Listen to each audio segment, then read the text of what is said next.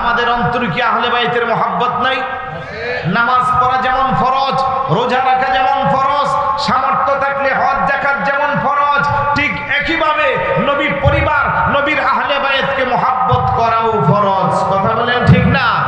আল্লাহ বলেন কুল্লা আসআলুকুম আলাইহি আজরান ইল্লাল মাওয়াদ্দাতা ফিল কুরবা। হাবিব আমার, দোস্ত আমার, গোটা পৃথিবীবাসী মানুষকে আপনি জানিয়ে দেন, আপনার উম্মতদেরকে বলেন, লা আসআলুকুম আলাইহি আজরা, উম্মত আমি তোমাদের কাছে প্রতিদান হিসেবে কিছুই চাই না। কিসের প্রতিদান? আল্লাহর হাবিব বলে, দুনিয়াতে এসে আমি কালেমার জন্য কষ্ট করেছি, ইসলামের জন্য কষ্ট করেছি, কোরআনের জন্য কষ্ট করেছি। আরবের কাফের মুশরিক বেঈমানেরা আমাকে এতটাই কষ্ট দিয়েছে, উহুদের ময়দানে আমার দন্দান মুবারক শহীদ করেছে, তাইফের ময়দানে বৃষ্টির মতো চতুর্দিক থেকে পাথরের আঘাতে আমার শরীরটা রক্তে রঞ্জিত হয়েছে। শুধু তাই না রে মুসলমান, আমি যখন নামাজে সিজদায় যেতাম, মরা উটের নারী বুড়িগুলো আমার পিঠ মোবারকে উঠিয়ে দেওয়া হইতো। আমি যখন মানুষ চলার রাস্তা দিয়ে হাঁটতাম, বিষাক্ত কাঁটাগুলো রাস্তার মধ্যে বুথে রাখতো, যার কাঁটার আঘাতে আমার পা যুগল রক্তে রঞ্জিত হইত। ও আমার উম্মত, এত কষ্ট যে কোরআনের জন্য করলাম, এত কষ্ট যে ইসলামের জন্য করলাম, এত কষ্ট যে কালেমার জন্য করলাম, তার বিনিময়ে তোমাদের কাছে কিছুই চাই না, ইল্লাল মাওয়াদ্দাতা ফিল কুরবা, একমাত্র চাই আমার আহলে বাইতের মহব্বত। চিৎকার করে বলি সুবহানাল্লাহ। কার মহব্বত? আহলে বাইতের মহব্বত। আয়াত শরীফ যখন নাজিল হয়ে গেল, সাহাবারা বড় চিন্তায় পড়ে গেল, নবীর আহলে বায়াত কারা, যাদেরকে ভালোবাসা আল্লাহ ফরজ করে দিয়েছে।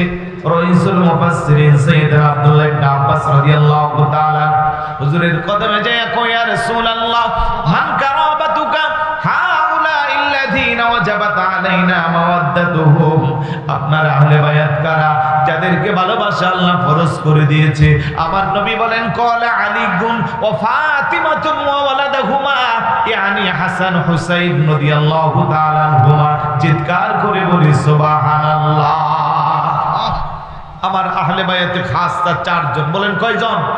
এক নম্বরে শেরে খুদ আলী রাদিয়াল্লাহু তাআলা, দুই নম্বরে খাতুনে জান্নাত মা ফাতেমা রাদিয়াল্লাহু তাআলা আনহা, তিন নম্বরে ওনাদের বেটা বেহেশতের কোটি কোটি যুবকদের সর্দার ইমাম হাসান রাদিয়াল্লাহু তাআলা, চতুর্থ নম্বরে ওনাদের বেটা সাইয়্যিদুশ শুহাদা শহীদে দস্তে কারবালা ইমাম আলী মাকাম ইমাম হুসাইন রাদিয়াল্লাহু তাআলা।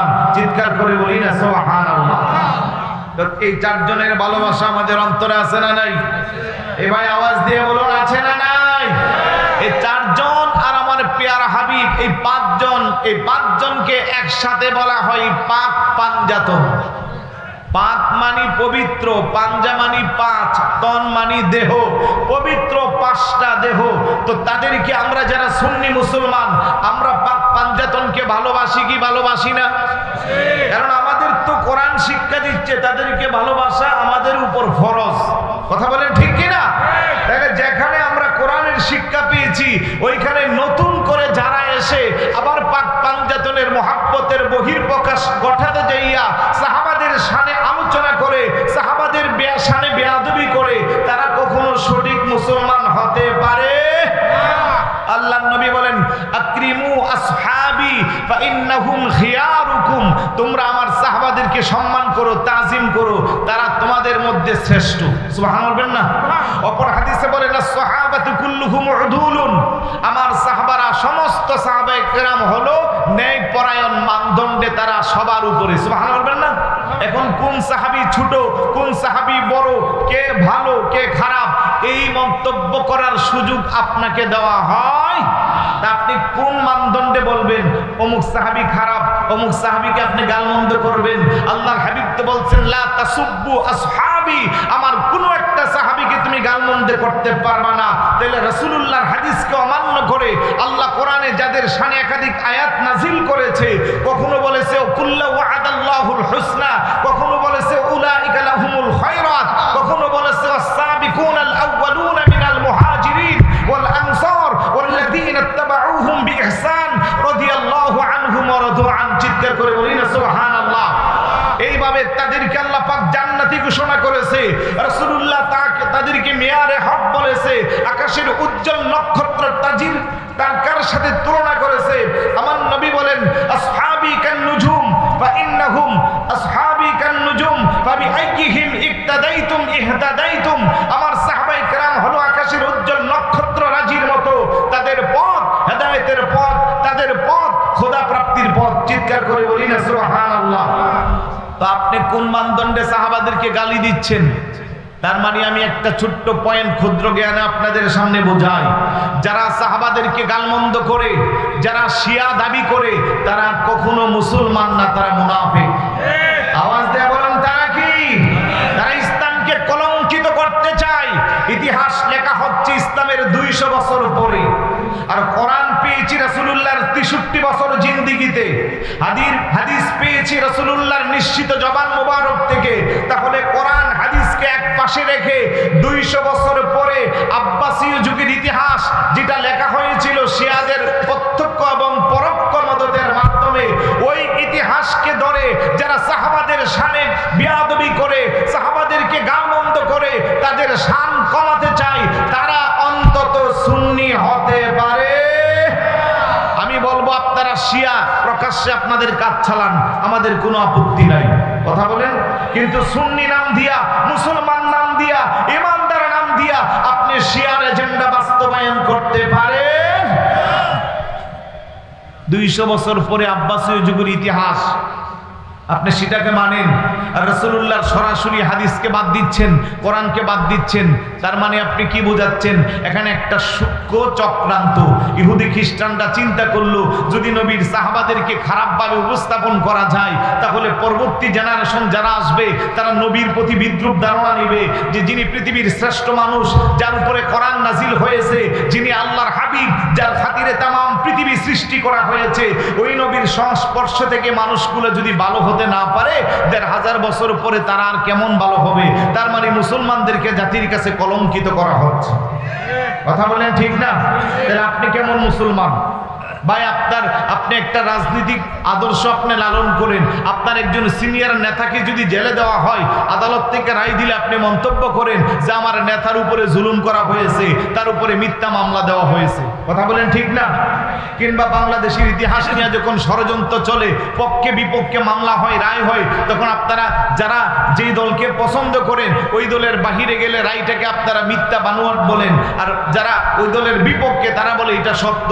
তাহলে ছোট্ট একটা ইতিহাস লেখা হইল মাত্র এই 54-55 বছরের ব্যবধানে।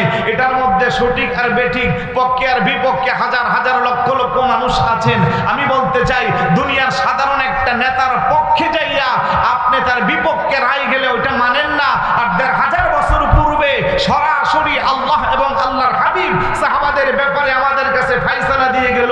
ওই হাবিবুল্লাহর কথা না শুনে এখন 1500 বছর পরে এসে বৈরব যদি তথাকথিত কোনো পীর, তথাকথিত কোনো মুহাদ্দিস, কোনো আলেম যদি আল্লাহর হাবিবের সাহাবাদের শানে বিরোধিতা করে, তাদের সাথে আমরা কখনো এক থাকতে পারবো?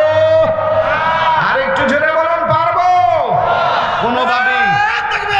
আল্লাহু আকবার।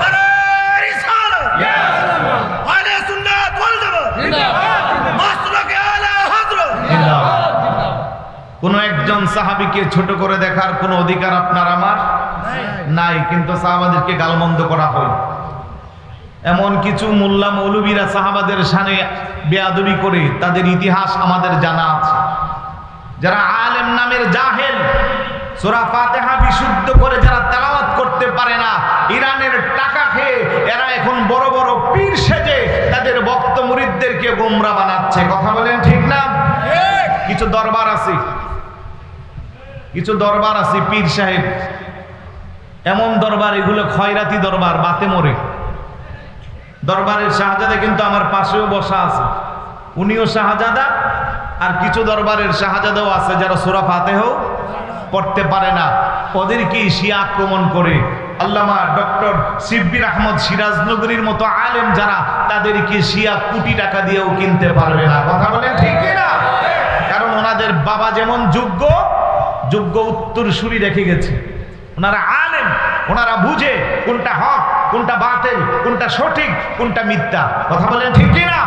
কিন্তু আপনি দেখেন যারা শিয়ার কাছে মাথা বিক্রি করেছে, একটা অভিজ্ঞ আলেম নাই, এগুলো সব জাহেল। কালকে দেখতেছি আরেকটা তাহিরি সাহেবরে নিয়া সে ভিডিও ছাড়ছে, এটা আমরা বুঝি ভাইরাল হওয়ার দান্দা, কারণ পোস্টের আগাগোড়ায় যদি তাহিরি শব্দ থাকে এটার ভিউ বেশি হয়। কথা বলেন ঠিক না? সে বলতেছে গো আমারে তাহিরি সাহেব ফোন দিয়েছে 1 মিনিটের ভিডিও দেওয়ার জন্য, তারপরে শব্দটা আমি বলবো না কারণ এটা বেয়াদবি শব্দ, সে যেটা চয়ন করেছে। তো আমি বলবো এই সমস্ত জাহেলগুলোরে রাস্তাঘাটে পাইলে উত্তম মাধ্যম দিয়ে শিক্ষা দেওয়া দরকার আছে না নাই? যারা সহজ সরল ইমানদারদের ইমানকে বিক্রি করে, আমি অনুরোধ করব যে যাই বলে তার পিছনে ছুটে যায়েন না। অনেক বড় নামি দামি আলেম হলো যখন মতাদর্শের বাহিরে চলে যাবে, সুন্নি আকীদার বাহিরে চলে যাবে, কারণ যে কোনো সময় শয়তানের ওয়াসওয়াসা খেয়ে মানুষ ঈমান হারা হতেই পারে, এটাই স্বাভাবিক, ঠিক না? তাই বলে আপনারাও পিছনে ছুটিয়েন না। আপনার পীর, আপনার শায়েখ, আপনি যাকে অনুসরণ করেন উনি কি ভুলের ঊর্ধ্বে? উনি তো মানুষ, নাকি বলেন? তো যতক্ষণ সঠিক থাকবে ততক্ষণ সঠিক থাকবেন। টুপি দাড়ি পাগড়ি জুব্বা দেখলেই পিছনে দেওয়া যাবে না। আমার নবী বলেন ইন্না বানি ইসরাঈল তাফাররাকাত আলা সিনতাইনি ওয়া সাবঈনা ফিরকাতান ওয়া তাফতারিকু উম্মতি আলা 73 মিল্লাতান কুল্লুহুম ফিন নার ইল্লা মিল্লাতান ওয়াহিদাতান। ক্বালু মান হিয়া ইয়া রাসূলুল্লাহ? ক্বালা মা আনা আলাইহি ওয়া আসহাবি। চিৎকার করে বলি না সুবহানাল্লাহ। আমার নবী বলে আমার উম্মতেরা শোনো, বনি ইসরাইলের যুগে নবীদের উম্মতের দল ছিল 72টা, আমার উম্মতের মধ্যে একটা বাড়াইয়া হয়েছে 73টা। কুল্লুহুম ফিন্নার, সবাই হবে জাহান্নামী, ইল্লা মিল্লাতান ওয়াহিদাতান, একটা হবে জান্নাতি। সাহাবারা জিজ্ঞেস করলো ইয়া রাসূলুল্লাহ সে কোন দল? নবী বলে মা আনা আলাইহি ওয়া আসহাবি, যেই দলে আমি আছি আমার সাহাবায়ে কেরাম আছে। বড় করে বলি না সুবহানাল্লাহ। হাদিসের ব্যাখ্যায় মোল্লা আলী কারি রাদিয়াল্লাহু তাআলা আনহু বলেন মা আনা আলাইহি ওয়া আসহাবি আই আহলে সুন্নাত ওয়াল জামাত। বড় করে বলি সুবহানাল্লাহ। তাহলে সাহাবাদের দল, সাহাবাদের পথ, সাহাবাদের মত সঠিক এবং সুন্নি, তাতে কোনো সন্দেহ আছে? তো এই উপলব্ধিটা করতে পেরে যে বৈরবের মতো একটা জায়গায় সুন্নিদেরকে বোকা বানাইয়া, ধোঁকা দিয়া, শিয়া বানাইয়া ঈমান হারা করার চেষ্টা যখনই চালাচ্ছে, তখনই আল্লামা তাহিরি মাওলা আলী কনফারেন্স নাম দিয়ে শুরু করছে। কথা কোন ঠিক না? আমরা বুঝাইবার চাচ্ছি যে তোমাদের চেয়েও আহলে বায়তের প্রতি আমাদের মহব্বত আরো বেশি। কথা কোন? তোমাদের চেয়েও আমাদের দাবি আহলে বায়তের প্রতি আরো বেশি। আর এটাও আমি বুকে হাত দিয়ে বলতে পারবো যে অন্তত গিয়াসউদ্দিন তাহিরি সাহেবকে টাকা দিয়ে কিনতে পারবে না, ইতিমধ্যে অনেক টাকার অফারও কিন্তু পেয়েছে। কথা বলেন ঠিক না? অনেক টাকার অফারও পেয়েছে। যদি শিয়া হইতো এ রাত থেকে 2টা 3টা মাহফিল করে বাংলাদেশের এক প্রান্ত থেকে আরেক প্রান্ত কষ্ট করতে হতো না, ঘরে বসেই মাসে কোটি কোটি টাকা পাইতো। কথা কোন ঠিক না?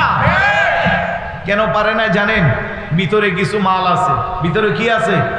যাদের ন্যূনতম ইলম আমল কালাম আছে তারা কখনো শিয়ার কাছে বিক্রি হবে। আল্লামা তাহিরি সাহেব উনিও কেমনে যাবে? ওনার পরিবারটাও তো একটা ভালো আলেম পরিবার।